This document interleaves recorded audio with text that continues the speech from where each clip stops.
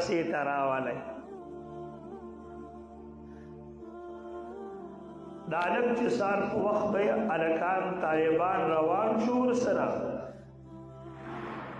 ناوخته کلي ته ورسېدل نو دې طالب د خپل کور دروازه وډبوله مورکۍ چې د ګیټ خواله راغله نو اواز یې وکړو څوک یې د هلک ورته ځان ښیي زه فلانې یمه دلته څه کې ته خو ما داخل کړی مدرسه کې بیبي ستا ملاقات ته راغلی واپس مدرسې لازم طالبان را سره دي ملګري ملاقات نه کېږي ښه اعلی مدرسې لازم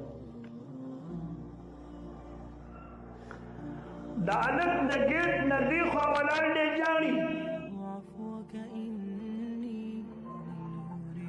مور همدغه اواز کوي چې نه ګیټ نه کولاویږي اله شا بس مدرسې را واپس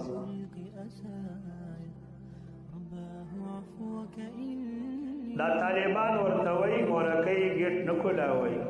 اله واپس بیا موږ رسېدی نشو یریږو لار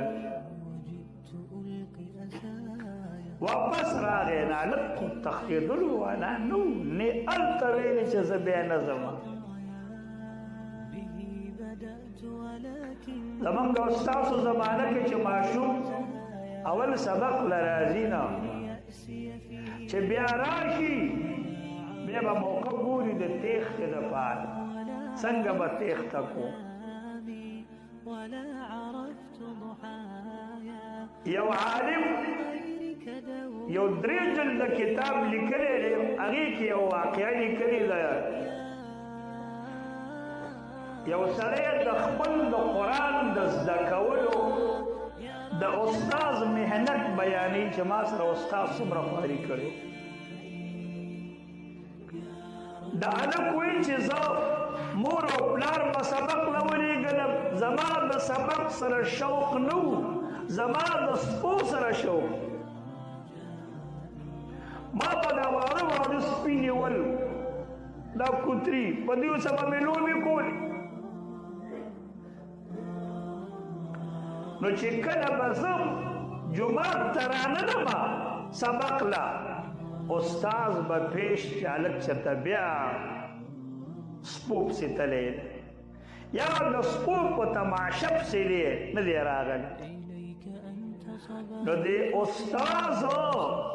زما د حصول د قرآن دپاره چې زه قرآن ویم د سپو اوازونه یې زده کړي و رنګارنګ دا استاد به راغی د ماښام منډه پس به زموږ د ګیټ خواته ودرېده او د وړو سپو اوازونه بیا شروع کړل د کوکرو اوازونه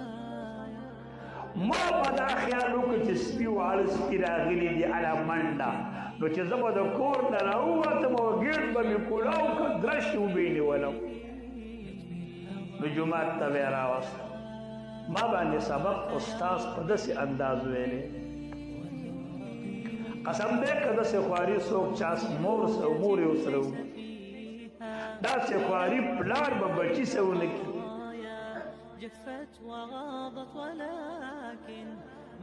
واپس د هلک هوښیار هلک دی واپس لاړ ډېره زمانه دي هلک جړلي دي الله پاک ورله صبر ورکړه قرآن کریم یې یاد کړه طالب العلمي د علم شروع کړه هغه زمانه کې چې به عالم شوی نو کور ته به نه ته داسې حال کې به کور ته لاړ چې به پلار او مور به نه پېژانده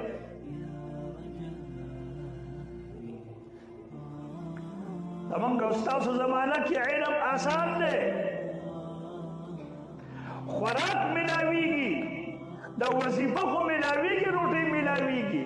قسم دی که خلکو ته به وظیفې نه وي وچې روټۍ به خلکو چېرته زمانو ګټلې وي ساتلې به وي اب یې اوبو کې اچولې او بیا به یې په کاڼي ټکولې بیا هغه وچه روټۍ دومره غونده کې خوړله